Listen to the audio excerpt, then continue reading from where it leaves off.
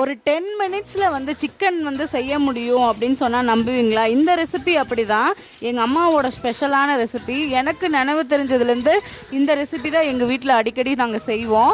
மெயினாக வந்து பேச்சுலர்ஸ்க்கெல்லாம் வந்து இது ஹெல்ப் பண்ணும். ஏன்னா இதில் நம்ம எந்த ஒரு இன்க்ரீடியண்ட்டும் ஆட் பண்ண மாட்டோம்.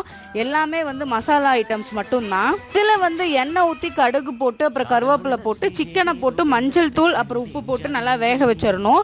நெக்ஸ்ட்டு வந்து சில்லி பொடி அப்புறம் சிக்கன் பொடி, இது 2 மட்டும் தான் ஆட் பண்ணுவோம். காரம் வந்து நமக்கு நிறையா வேணும் அப்படின்னா நம்ம சில்லி பொடி வந்து நிறையா போட்டுக்கலாம். நான் வந்து காரம் கம்மியாக போட்டு சிக்கன் பொடி வந்து அதிகமாக போடுவேன். நல்லா சிக்கன் வேகிற வரைக்கும் நம்ம க்ளோஸ் பண்ணி வச்சுட்டு எடுத்தோம்னா சிக்கன் வந்து நல்லா காரசாரமாக ரெடி ஆயிடும்.